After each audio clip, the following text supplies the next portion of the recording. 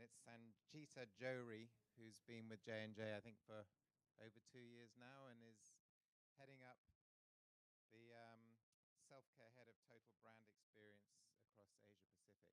So I hear you were born in Muscat, or lived in Muscat. I lived in Muscat. It's a nice part of the world. So you're going to be presenting on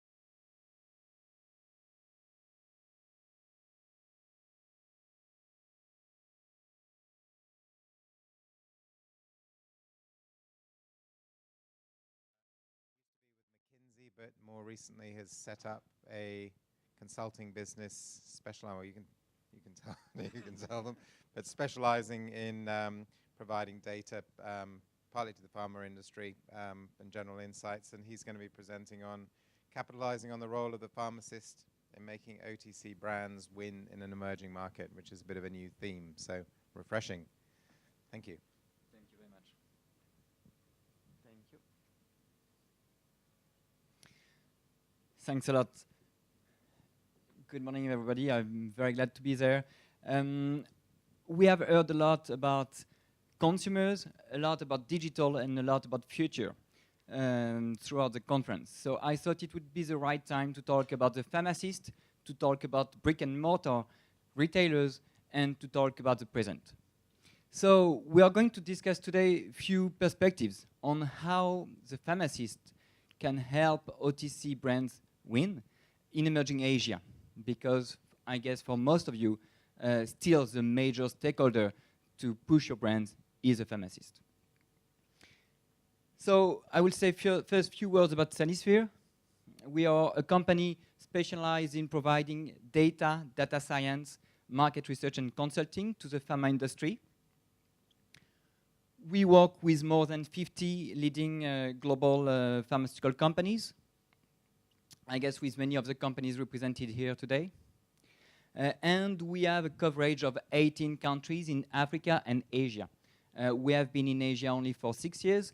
We are in Vietnam, Indonesia, Thailand, Cambodia, and India. We are going to discuss today a few data from POP, Pharmacy's Observation Post. So before we dive into the data, I would like to show a short introduction.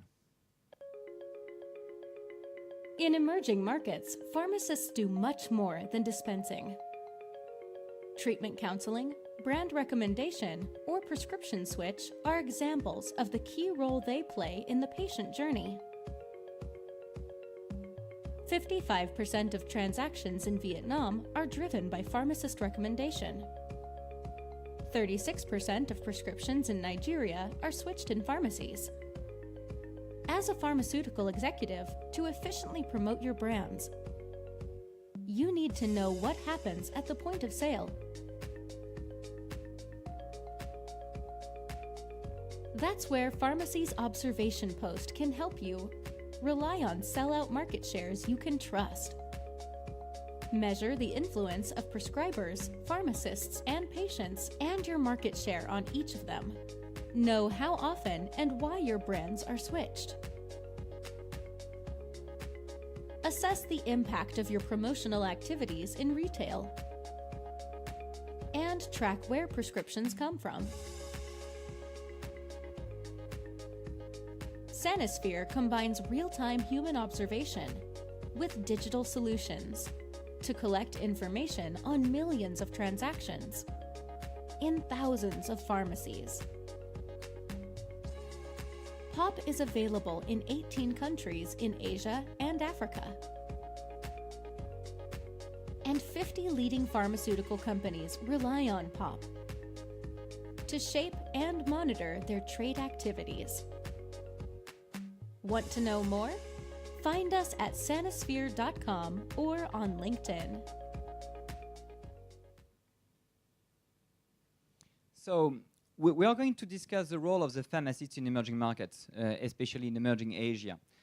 We will see how important is that role, and then we'll consider how OTC companies can better capitalize on the role of pharmacists to make their brand win. So, pharmacists, probably more in emerging markets than in anywhere else, are a very, very important stakeholder. First, as a healthcare provider, obviously, providing a lot of treatment counseling, being the gatekeeper for patient safety, and to that regard, doing switching for therapeutic reasons when needed, providing education to patient, contributing to his prevention. The pharmacist is also a drug dispenser. He's in charge, of course, of managing the stock level in his pharmacy, and in consequence, he will be likely to switch any request for your brands whenever it's not available. He will decide how much quantity he will give to any of his patients, because today, OTC brands in emerging Asia are not sold over the counter, but behind the counter. And he is, of course, a gatekeeper for product quality and traceability. He is also, and probably most importantly for OTC drugs, a brand promoter. He dramatically contributes to building your brand awareness, to building, to creating endorsement, and to increase, to improve the brand perception. He is, of course, contributing to making your brand visible in stores, product facing, display, merchandising, and so on. And he is switching a lot of your products for reasons that are going beyond therapeutic consideration or beyond pure product availability. We are going to tackle just few of these cases with concrete data throughout this presentation. So here we are just looking at few countries in Southeast Asia: Indonesia, Thailand, Vietnam, and Cambodia. When we take all OTC transactions which are made in retail, pharmacist recommendation drive almost 40% of sales. So 40% of sales directly coming from the pharmacist who would give a treatment counseling to a patient presenting his symptoms. You would have 57% of sales which are based on a patient coming in the pharmacy with no prescription, with already a brand in mind, asking for this brand, knowing that the source of influence can come from many factors. The two most important factors for many brands are past prescription, not so much for OTC obviously, but also past pharmacist recommendation. So in the end, it is very safe to consider that pharmacist is driving more than 50% of OTC sales in retail. This, of course, change a lot from one category to another. So for instance, we take the case of Vietnam, we would find a category like gynecological anti-infectives. That's where you would find brands like Lactacid, like Saforel, which is very much driven by patient request. At the opposite, you would find, let's say, allergy, where basically almost all transactions for the allergy category are driven by the pharmacist recommendation. We would find many OTC categories that would fall in the range from 30, 40, 60% sales driven by pharmacist recommendation. So, of course, if you underrate the importance of the pharmacist recommendation, your chance of winning is quite limited. This is also changing a lot from one country to another. Many of the speakers today were underlining the importance of localizing your strategy. For instance, if we take one category, the expectorants, we would see totally different situations between Indonesia, where basically the main stakeholder, the main decision maker is a patient, and let's say Cambodia or Vietnam, where very, very clearly the main stakeholder is a pharmacist. So you can definitely not engage with the same method, engage with the same stakeholders in the different countries you would find just in Southeast Asia, not to mention about other emerging Asian countries. So that's about the role of the pharmacist as a HCP. The pharmacist is also a dispenser. OTC drugs are, for vast majority, sold behind the counter in emerging Asia. So the decision maker, in terms of giving a box in its original packaging, or a blister, or just few units put in an envelope, would be the pharmacist.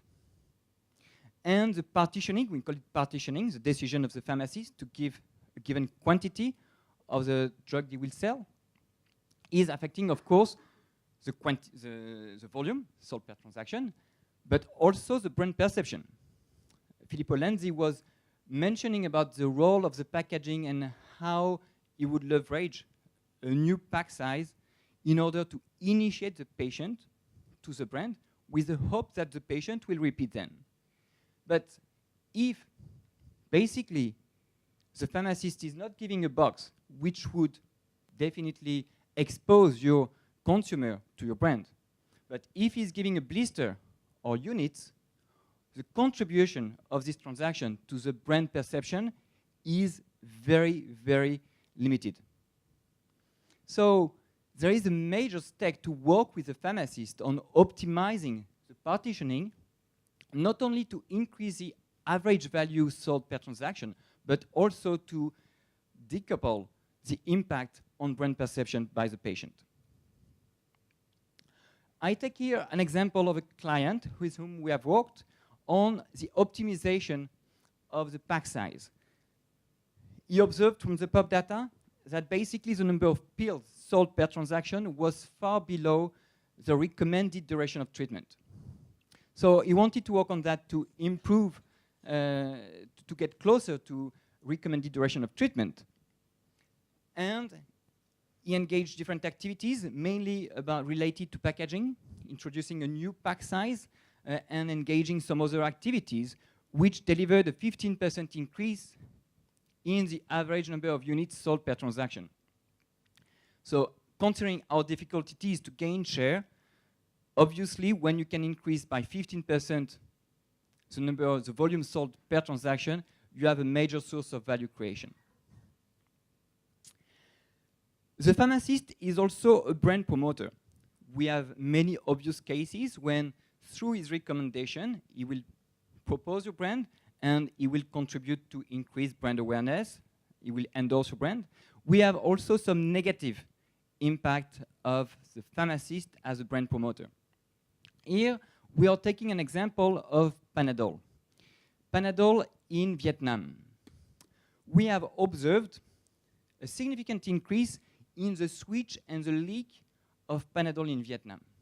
Switch, it's when the patient is going in the pharmacy with the intent to buy Panadol, he would buy something else.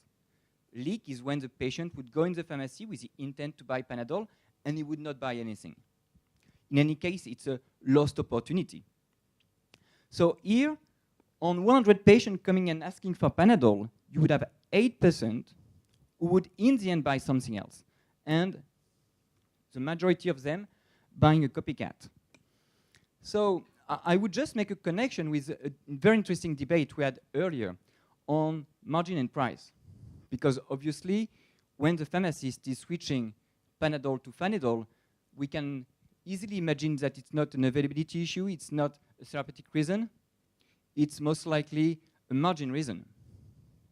So when we are facing this type of situation, it's interesting to try to assess if the mom and pop would be very receptive to the type of discussion many manufacturers want to engage with them, which are, let's not talk about price or margin, but let's talk about growing the category. And we can easily imagine that a number of mom and pop shops are not so receptive to this type of things. This can unfortunately cost a lot to your brand. So now, talking about how MNCs can capitalize on the pharmacist. Oh, sorry. So first of all, pharmacist recommendation is most frequently for MNC brand the weak point. We take here Cambodia. You see the market share of MNC brands on prescription and on patient. Very strong performance, 40% approximately. Pharmacist recommendations are almost half below. So for many, many OTC brands, increasing pharmacist recommendation for their product is a key success factor. We are describing here a case on which we have worked with a client. I cannot disclose the brand name here, but we measured the impact of a promotional activity they have engaged in retail in order to generate more recommendation. We observed that basically there was strictly no impact. They were probably not addressing the pharmacist with the right message. They revamped their activities in retail. They did a number of things which delivered a tremendous impact, moving from no impact to almost 50% increase between the pharmacies where they would engage a number of activities and the pharmacies where they would do nothing, the control group. So this is just to show that many OTC brands underperform on pharmacist recommendation, but if you find the right solution to engage with the pharmacist, you can have a very, very significant impact. This brand, in the end, moved from a market share of 32% to 38%. So seeing how you can create value with a pharmacist is definitely worth it. We would find the same type of approach on merchandising, on categories where merchandising would be relevant. So, to capitalize on the role of the pharmacist, we encourage our clients to work very much on a better understanding of the market situation, especially understanding the sales drivers and their market share per driver in each of their categories, and understanding the therapeutic usage of their brand by the pharmacist. It's definitely much more interesting to look at your market share not as a percentage of your category, but to understand how frequently, for instance, your brand is used for patients who feel tired. Then in terms of strategy and tactics, we see a number of weak points in terms of pharmacy segmentation. A growing number of our clients are working on potential-based segmentation, but only very few would work on behavioral segmentation when it comes to pharmacists. Behavioral segmentation is very common now when it comes to the consumers. It's not so common when it comes to the pharmacist. Messaging to the pharmacist also is quite often underrated. It's not just about having some promotional activities. You need to be very, very clear about the messaging you want to have to the pharmacist. What do you want to talk about? Do you want to talk about product safety? Do you want to raise awareness regarding a certain therapeutic usage? Do you want to talk about margin? This is not an easy question. And not going through all the elements of execution, but definitely with regard to monitoring, incorporating a number of KPI related to the management of the retailers is quite critical. Overall, and that's food for discussion, if you may, I believe, from my experience working with many pharmaceutical companies and OTC companies, that many of you are excellent in terms of understanding and serving the consumer. I think we have seen amazing examples throughout the day of how sophisticated companies like GSK, J&G, and so on can be with regard to the consumer. Trade is also very good usually, but very frequently the understanding of the pharmacist, the understanding of what is in the mind of the pharmacist, what they need, and how you can better work with pharmacists comes far behind the level of understanding the consumers. So that would be my closing comment, and I would be very happy to debate over this maybe provocative thought.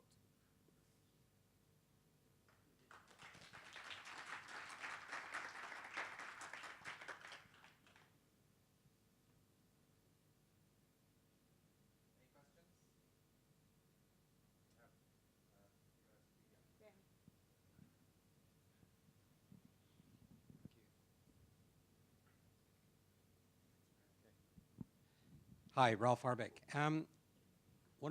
In one of my former lives, when I was in Europe, we did a lot of work with the pharmacists as salespeople from the manufacturer. We tried to do something what we called line of sight. So in other words, we as the manufacturer, the brand, we knew a lot about consumers, right?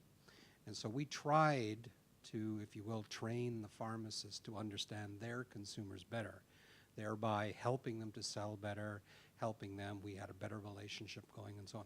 Have you had experience with emerging markets in helping your pharmacists, let's say, with this line of sight so that they understand their consumers better? So the understanding of the consumer by the pharmacist and how MNC, OTC companies can help the pharmacist to that regard is a very important point, because definitely when the pharmacist is recommending a drug, he would take into consideration not only his profit margin, but also how the consumer would feel about his recommendation. He also wants the consumer to come back in his shop. So this understanding is critical for him. And the challenge many companies would face to that regard is that the pharmacist is convinced that his understanding of the consumer is far better than your understanding of your consumers.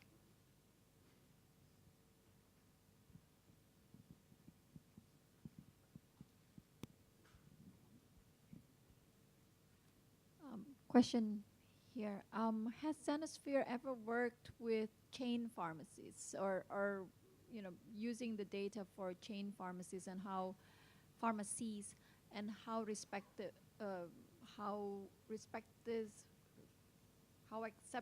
are your recommendations by the chain pharmacies? Because the countries that you're looking at are mainly individual pharmacies. Yes, so indeed, we work with chain pharmacies. I cannot name any chain pharmacy with which we work because of confidentiality agreement we have with them. But obviously, we work with chain pharmacies first to help the chain pharmacy increase their performance, because we can give them a lot of benchmark information on, for instance, how frequently their pharmacies would propose another product to be added to a given basket compared to the market, and so on and so on. We have a vast number of indicators which are very helpful to chain pharmacies. Thomas, the pharmacist to me still seems a little bit old-fashioned, right? Forgive me for saying that, right? But when you walk into a pharmacy store and what have you, you see a lot of leaflets still and things like that. Do you think they're a bit slow to grab the digital space in terms of communication? Is that going to change? There's a lot to be done, is there not? Use of QR codes at point of sale and things like that. It doesn't happen. Why? So, first of all, indeed, the pharmacist is very slow to adopt digital solutions. We do a number of work. For instance, we have a survey called Promo Watch, where we would consider a number of things. We see more than 90%, for instance, of pharmacists who would continue to make their orders by calling their distributors or wholesalers. Manufacturers are also very slow to make the shift happen. And if you consider the way, for instance, leading pharmaceutical companies would communicate their commercial conditions, you would be very surprised. Something as simple as that. So both are very slow to move to the digital age. We see very interesting things happening in a market like India, for instance, where obviously things are moving faster than in Southeast Asia. That will be an interesting area to look at for the future in terms of supply management, in terms of promotion. Of course, it triggers a lot of new opportunities which are discussed in many conferences like this. But today, the adoption curve is very limited, and the big risk, is to come with a solution which is not good enough to retain the early adopters. We have seen, for instance, in countries like Indonesia, where we see some new platforms to make orders online. We have seen that the solution was not good enough, and in the end, the use of the platform was a bit dropping.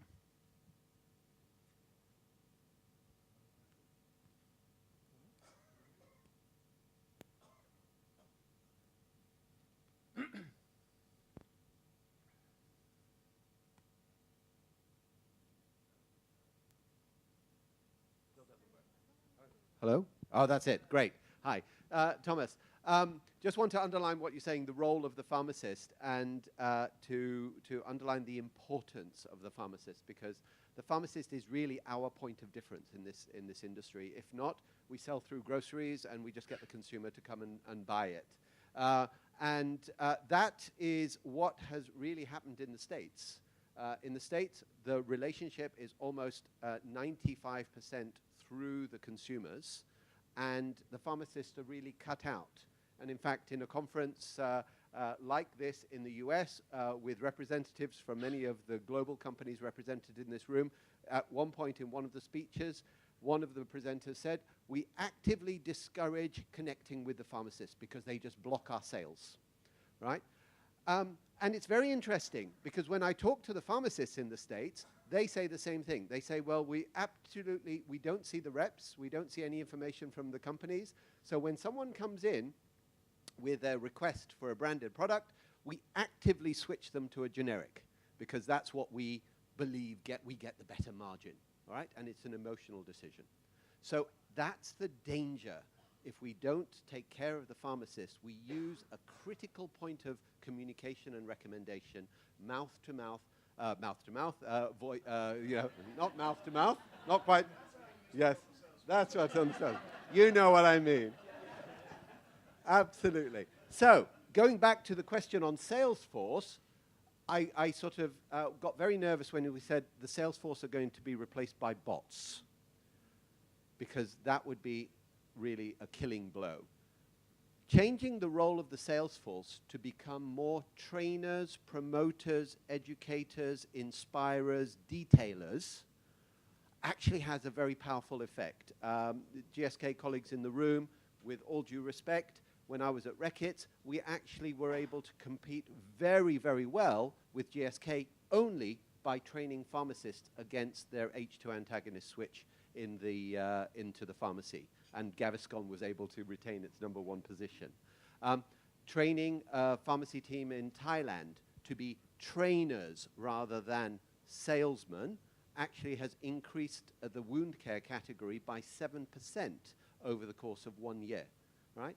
So actually, you know, rethinking this role, because this is a critical and key success factor for our industry. It is the competitive advantage that we have versus other channels.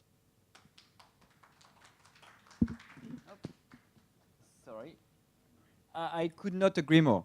I could not agree more.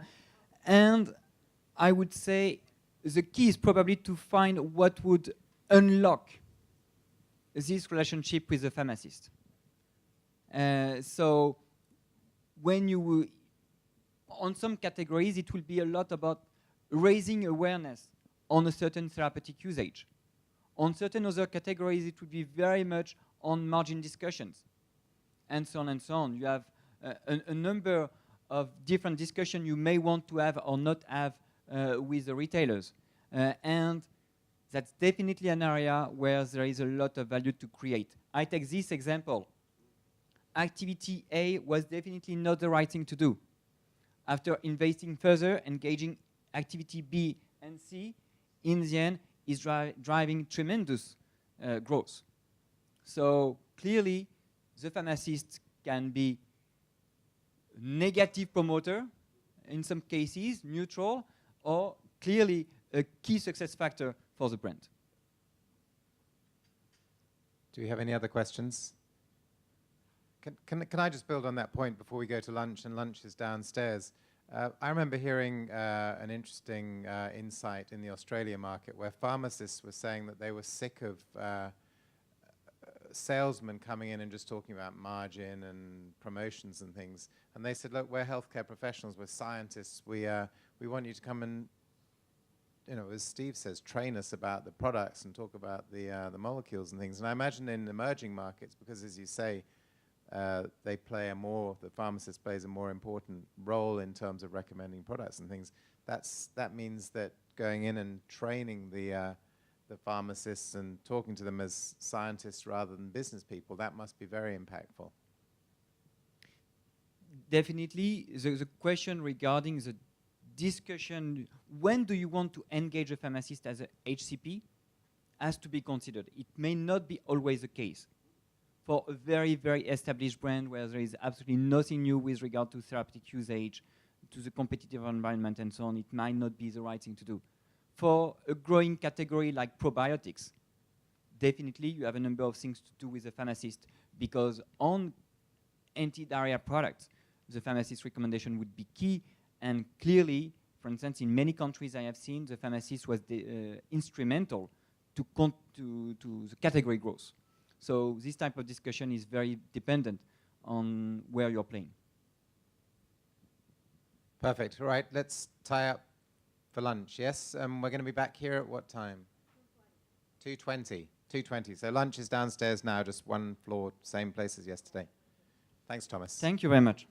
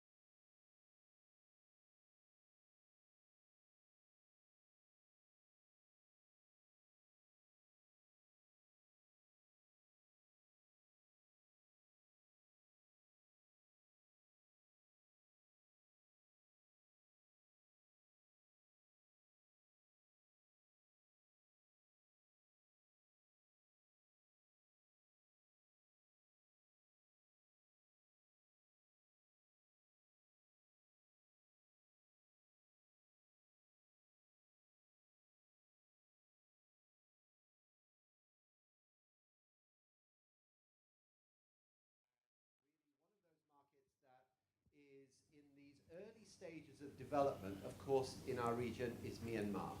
And so it's amazing to have this opportunity of a world premiere piece of research on the landscape of pharmacies in Myanmar.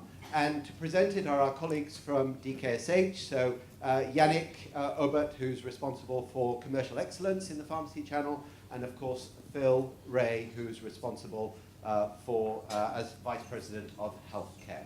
So without much ado, I will pass straight over to them. So thank you very much. Good afternoon, everybody. So I'm Phil Ray from the VP of Healthcare at DKSH in Myanmar. Yannick is the Director for the Pharmacy channel based in Bangkok with our Sales and Marketing Centre of Excellence. So I'm very honoured to be able to talk to you about what is a very exciting market, Myanmar. It's one of the last frontier markets left in the world, and it's a market that's evolving rapidly. Every day is new. Adherence to the legal system is changing on a daily basis. Adherence to the law is improving daily, but more importantly, the opportunity to build a brand in what will be a very fast-growing market is tremendous. Make sure I'm doing it right. So I'll give you the introduction and the background to the Myanmar opportunity. Yannick will give an overview of the market research that we did in conjunction with Nicholas Hall. And for those companies that are not present in Myanmar, hopefully I will have given you enough information to excite you about the opportunity, and I'll finish the presentation with some of the tips and tricks for you to make a success in that country. Before we get into Myanmar, a quick reminder as to who DKSH is. So we are certainly in Asia, we're the #1 market expansion services organisation. It's not just distribution that we do very, very well, because in some of the markets we have the best distribution reach in terms of last mile distribution out of all of the distributors. But what we do is we offer excellent sales and marketing capabilities. Most of the companies that we work with not just distribution, but we do the full services as well. We're very proud to be working with many of the global leaders in healthcare in some or all of the countries that we work in. We're also very proud to be working with a number of the emerging leaders, as well as a number of companies which are starting up in the region and are just looking for a reliable partner that they can enjoy success with into the future. Now, Myanmar, thank you. Myanmar, as I said, is one of the last frontier markets in the world. To understand where Myanmar is today and where it's heading in the future, we should understand its history a little bit. Now, Myanmar, interestingly enough, Myanmar before the Great Depression, so as little as 80 years ago, had one of the highest GDPs per capita in the world. In fact, it did have the highest GDP per capita in the world. Thanks to the British Empire, basically taking as much of the natural resource out of that country in as short a time as a period, they were able to, it had the highest GDP per capita. It was one of the richest countries in the world. Those natural resources are, of course, timber, gold, jade, rubies, now oil as well. It has a very rich oil reservoir as well. And so what was in the past, we should expect in the future as well. Obviously, in the last 60 years or so, it's been terribly mismanaged. It's been unstable, and that's where we are today. It has a population of 53 million people, but after 3 years of democratisation, the economy is one of the fastest growing economies in the world. The pharmaceutical market is, depending on your source of information, it's around $491 million, up to $700 million, depending on the data point. On the World Health Organization rankings, it's not the bottom. Sierra Leone has that honour. So being second on the bottom there's a lot of opportunity to improve And to be fair, in the last 3 years, the government has been investing heavily in infrastructure. So there's a number of hospitals that are being built now. They're investing heavily in imaging and diagnostics. So they're getting the basics right. In another 3 to 5 years, we should see a huge acceleration in the healthcare services and market in that country. Now, if you're a believer in reversion to the mean, Myanmar is a very exciting country. What do I mean by reversion to the mean? I'll give you a couple of examples. China. Today, we all look at China in amazement, right? The way it's growing. But except for the last 200 years, China was contributing anywhere between 20 to 30% of world GDP. So it's no surprise that after 200 years of turmoil, that it's now going back to where it's sat historically. Vietnam is another example. Before the French colonised Vietnam, it was a very prosperous country. And despite its more than 100 years of turmoil, now it's a stable economy, a stable country. It's now reverting to the mean, right? And we all love the Vietnam story as well. For those companies that are in Vietnam today, you're experiencing tremendous growth. Yes, there's regulatory issues that pop up every now and then, but overall the general trend is very strong. Myanmar is just like that. It is reverting to the mean. It's now a stable country. It's evolving quickly, and if you are in the country today, you'll enjoy tremendous growth into the future. What about the OTC segment? So of the $500 million pharmaceutical market, about 25% is OTC. So $125 to $150 million of the market today is OTC.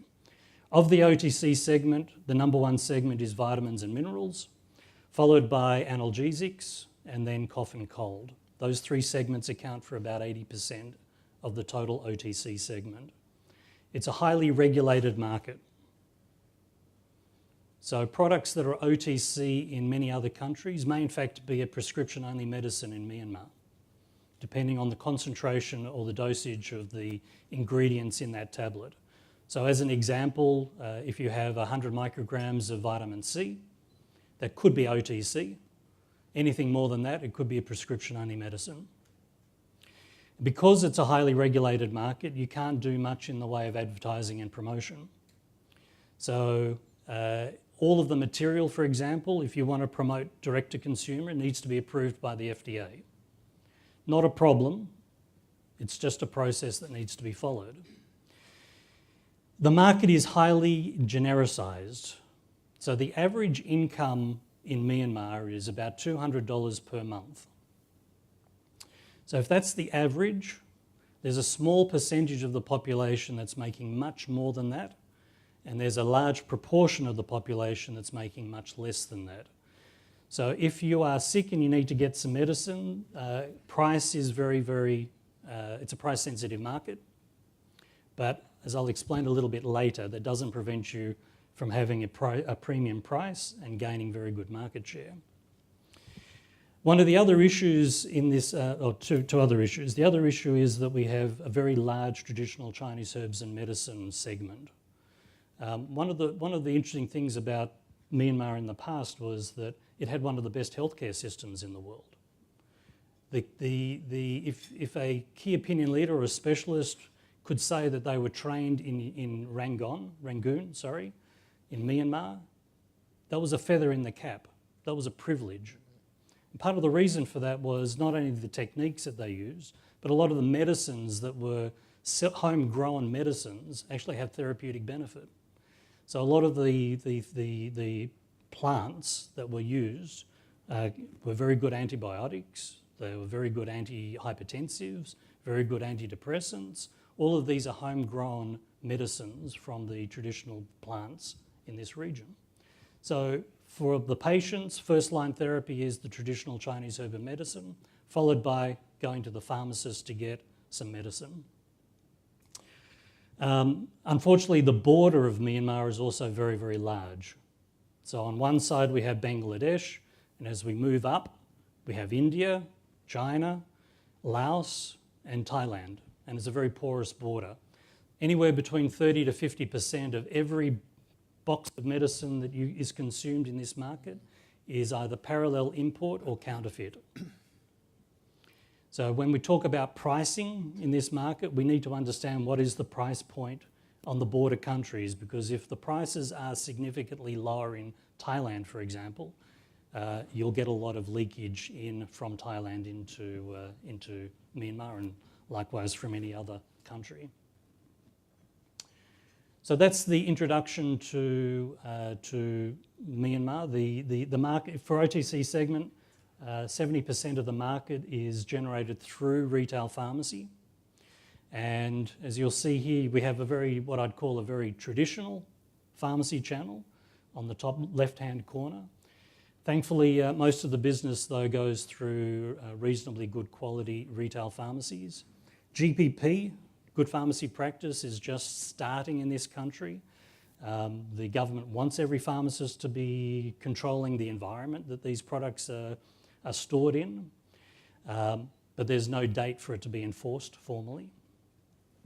There's also, in the last 2 to 3 years, modern pharmacy chains have started up in this country.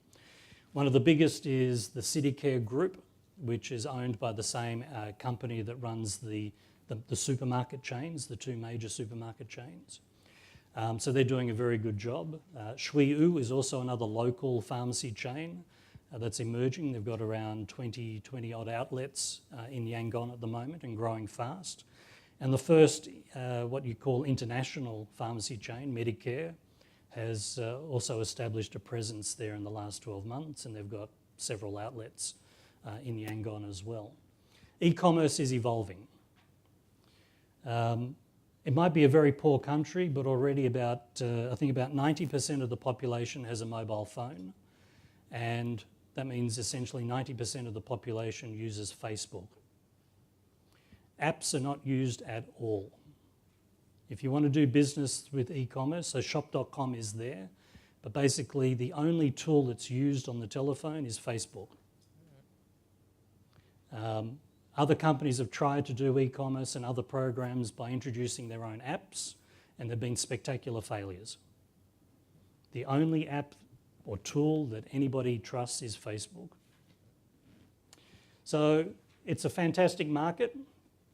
I do believe in reversion to the mean. I've been there for 2 years, and even in those 2 years, there's been dramatic changes, all for the good.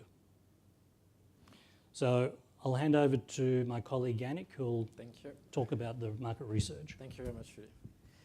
So I think, like Philippe said, Myanmar is quite an exciting market, and I think with Nicolas' whole what we wanted is to better understand actually our customers. I think over the last 2 days we spent a lot of time about consumer insights, customer insights, highlighting the importance of really doing our homework well to really then be able to offer the right solution and options to the customers and the consumer.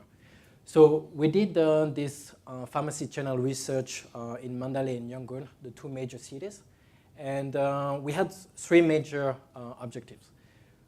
It's going a bit too fast. So the first one is to understand from the customers, so the pharmacist, on their perspective, about the OTC market and what are the key drivers. The second key objective we had was about consumer, to understand the behaviors of the consumer when they are visiting a pharmacy. And the last one, we wanted to have a bit more in-depth understanding of the category cough and cold, which Philippe highlighted, which is one of the top 3 categories and having a strong growth. So with no further ado, I'm going to highlight some of those key findings, starting with the consumer.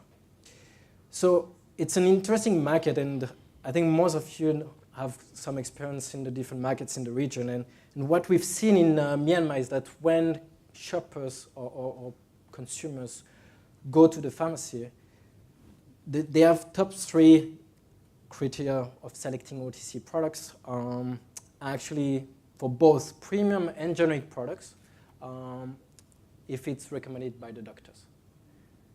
And that's very important. I think, and again, we talked a lot about pharmacists this morning as well with Thomas, and it's interesting to see here in Myanmar recommendation by the doctors, both for premium.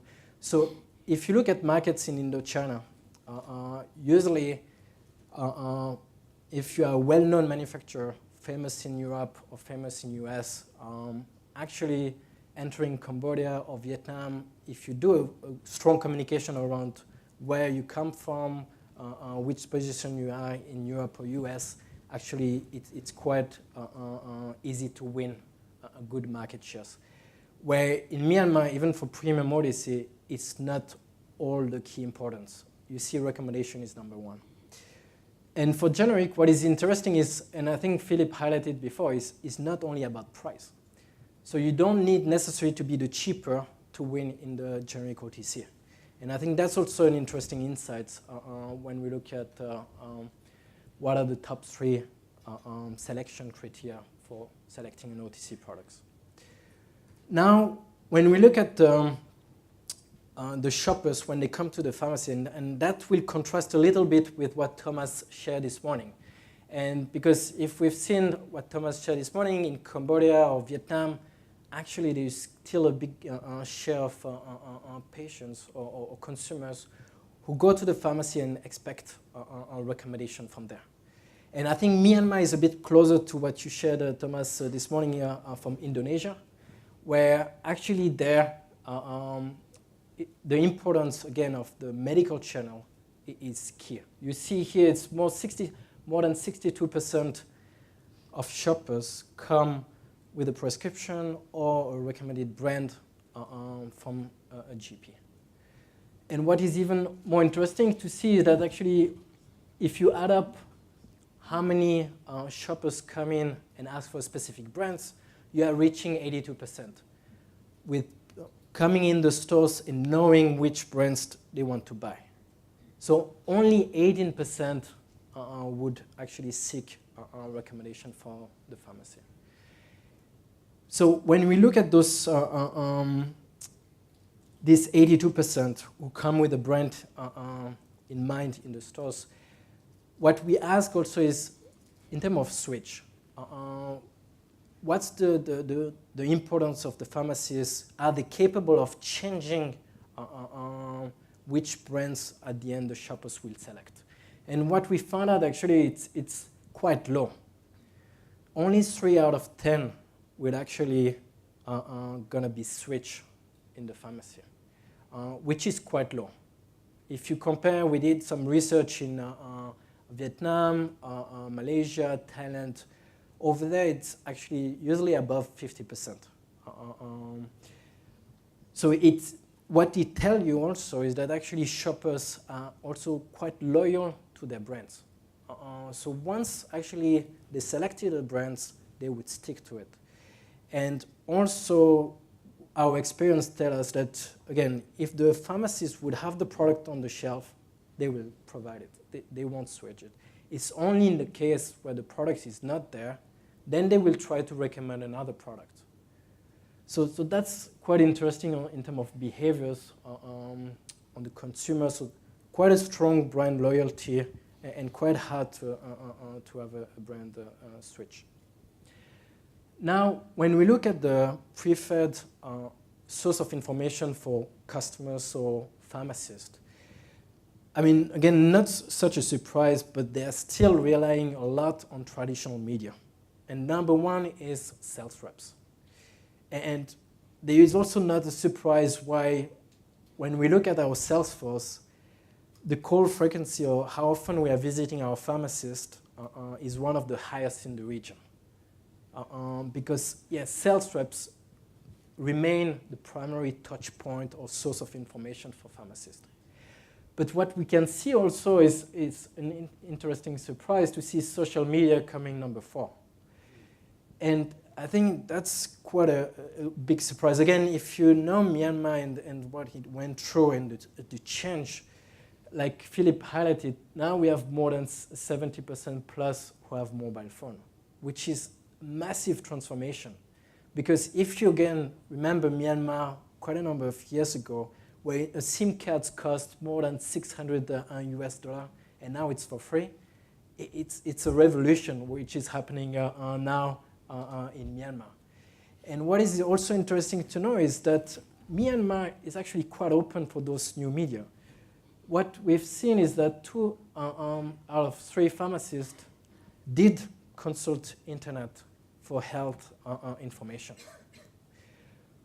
And primary usually search using Google. What is also interesting to see is that actually shoppers as well go online to do their research before visiting the stores. So here we had 87% of the pharmacy who said they had some shoppers or consumers coming to their stores and did some visit on the web, did their research. So again, we talk over the last 2 days a lot about customer experience, integrating the different online and offline channels. I think it's a great example here that, again, both traditional and modern medias are quite well interlinked. Finally, another key point also, we talked a little bit this morning about, during the panel discussion, about local versus global. And I think it's even more relevant to not only see country by country, but also understand the dynamics within the country. There is differences. And countries the size of Myanmar or the size of Vietnam, there is dramatic changes actually of behaviors from a city to another one or a province to another province. What we've seen here is some differences between Yangon and Mandalay. First of all, in terms of number of shoppers they see per day, also where they see the growth. So in terms of categories, their perception is a bit different, where they see potential. In terms of range of products, when we look again specifically at cough and cold, what we found out is that Yangon generally carry all, so they would have premium and generic products as well. But Mandalay in the north, they will tend to have more generic products because also they are a bit more price sensitive. Also in terms of specific brand request, there is a difference. But I found the last one also quite insightful because when we did ask, again, about which source of information the pharmacists prefer, in the south, in Yangon, they say sales reps, so very traditional. But in the north, they were more open to social media, internet, and it's quite related to our experience that when we launch a new product in Myanmar, actually you have a better success to start in Mandalay because people are more open to try new solutions and innovation. So you have a higher chance to start entering the market by succeeding rolling out in Mandalay. And when you establish your brands, actually then to drive further in Yangon. So that's quite also interesting to understand. So in summary, again, there's 3 key points that when you enter Myanmar and when you have an OTC products, is key to understand in terms of pharmacy channel. First, in terms of stakeholders, pharmacists is important, but when you enter Myanmar, the first 2 years, we really recommend to invest heavily on the medical channel, on doctors.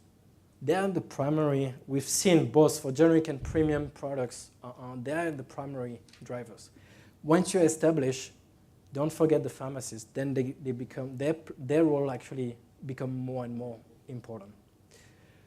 And lastly, also on the consumer side, when you actually acquire them, you have quite a high chance to keep them because we've seen in terms of brand loyalty, there is quite a strong loyalty to brands and quite a low switch.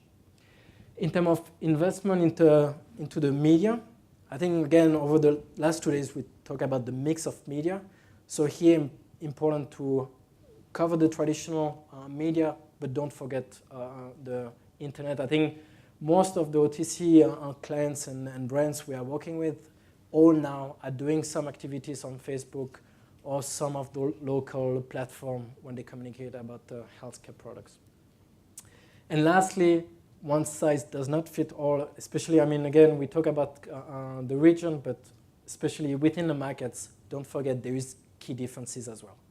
So that's about some of the key highlights from the research. I will pass it to Philip on giving you a few tips about thank you. entering Myanmar. Thanks. So there's a lot of opportunity in Myanmar. I had the pleasure of working in Vietnam in 2006 for several years. When I hopped off the plane, my first couple of days in Yangon, the feel of Myanmar, of that market, is very similar to what Vietnam was 12 years ago. And I think, if you love the Vietnam story, I really do believe in the next 10 to 15 years, what you see in Vietnam today is what Myanmar will be like. So for those that are not in Myanmar at the moment, if we've whet your appetite and you want to start thinking about Myanmar, I do want to give you some tips and tricks.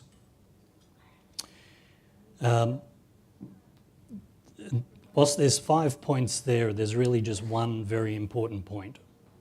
And that point is you need to choose the right partner for a number of reasons. You need to choose a partner that actually understands the market, somebody that has experience in that marketplace, has the tools already to make your products successful in this marketplace. So the OTC segment is growing around 7% per year in Myanmar. I really think that will accelerate as the diagnostics and the system improves dramatically over the next few years. For the companies, the OTC products that we represent, we're growing at least twice that rate. And to give you some examples of market-leading products. So in the vitamin and mineral segment, it's a highly fragmented market in many ways. The market leader, though, has 43% market share. The second highest brand has about 17% market share. Then the third place product has 10 to 12% market share. So the top three brands have about 80% market share. Now these are brands, they're expensive brands. Their price per capsule is 250 chats, which is about, say, 20 cents, I guess, or 15 cents per tablet. And then you have this plethora of other multivitamins that are selling at 100 chat. And it's clear, if you have a good marketing strategy, you've been there for a long time, you can develop very good market share in a market which is going to grow dramatically over time. Similarly, in another segment, which is vitamin B1, B6, B12 segment, the leading product there has a market share of 44%. The second highest brand has a market share of around 20%, and the third highest brand has a market share of about 12 to 15%. So again, 80% of the market is dominated by three brands for that segment. It clearly shows that higher priced products with the right strategies can gain dominant market shares. So choose your partner very wisely for the knowledge, for the regulatory processes involved. The third point there is base your decisions on real first-hand insights. What I mean by that is if you go in there and you expect to make $1 million in the first year, you will fail spectacularly. Don't go in there with a short-term view. You need to go in with a very long-term view and go in there with realistic expectations. So choose a partner. If a partner tells you that they can get $1 million, you're not talking to the right partner. The last point is that there's this unwritten rule that called the No Objection Certificate. So you need to work with a distribution partner, and it's like courting, like a marriage. You know, when you're courting, everything is beautiful, lots of good promises, everything looks sexy and attractive. Getting married is easy, but unfortunately, occasionally you need to get divorced, And irrespective of how good your contract is with the distribution partner, irrespective of the cause for termination, if the distributor does not want to give you a no objection certificate, you are screwed. You will never be able to get away from that distributor. And it's a huge issue. There's a lot of clients, a lot of companies who have set up shop with local distributors who cannot separate because the distributor will not give a no objection certificate. And with no objection certificate, you can't change the distributor. So be very careful with your choice. The 3 multinational distributors that are present in that country, DKSH, Mega and Zulig, are honourable companies and respect the rule of law, and if you have to divorce, it'll be a smooth process with those 3 companies. Hello, Mum. I'm on stage. Yes, please choose your partner as well. Okay. So in summary, the market is a very exciting market. Huge potential for growth, huge potential to build really good brands for the future. The market will evolve quickly. I really do believe that what we see with Vietnam today is where Myanmar will be in 10 to 15 years. Choose your right partner, and we look forward to answering any questions. Yeah. Thank you very much. Thank you, Philip. Thank you, Yannick. Okay, questions? Any questions? Okay, I will start off with a question, if I may. We talked a little bit before lunch about sort of having really good insights on the pharmacist. And I take it within the research, you also did some interviews with the different pharmacists. What were some of the emotional needs of pharmacists coming out? How would you sort of characterize those? Where should we start to connect emotionally with the Myanmar pharmacists? That's a fantastic question. I don't have a good answer. Some of the research that we've done with the pharmacists, firstly, it's a highly competitive market, right, for pharmacists. They don't have ERP, they don't have computer systems. So if you ask them what's driving their profit, they'll give us an answer, but they probably don't really understand what the profit drivers are in their business. As an example, you could have 25 cough and cold brands on a shelf. In more mature markets, there would only be a handful of brands that they carry. And depending on the profitability of each of those SKUs, there'll be a recommendation based on the profitability. So I think there's a huge opportunity for us as the industry to help them understand how to do business better, how to manage inventory better, how to drive profitability better. As far as the research on if a patient comes in with a script, more often than not, they do have the product on the shelf. But when they don't have the product on the shelf, 9 times out of 10, the patient will accept whatever that pharmacist is recommending. So there is a huge potential to educate the pharmacist on the switch. And we've employed a team of pharmacy sales reps for one of our clients. For this client, most of the sales were through the medical channel. And as soon as we started promoting and educating the pharmacists on these products, we've seen more than a doubling of sales within 6 months, which is a really good indication of the influence of pharmacists. Yeah. Yeah. Fantastic. Yeah. All right. Absolutely. Open it up. Any questions? No. Okay. I can only say I absolutely agree with everything that you've said. I had the privilege of spending 5 days interviewing doctors and pharmacists in Mandalay and in Yangon. But I have to underline that 190th out of 191, it's still there. General hospitals are at a very, very basic level. Very good GP clinics, I have to say, and as you could see, a really developing, very fast developing pharmacy channel. So we have all levels of pharmacy. So it's an amazing market, but still there are some fundamentals in the market that they need to fix in the healthcare system. Yes. But thank you very much, Yannick. Thank you. Thank you. Thank you. Perfect. Right. Well, I'm going to now.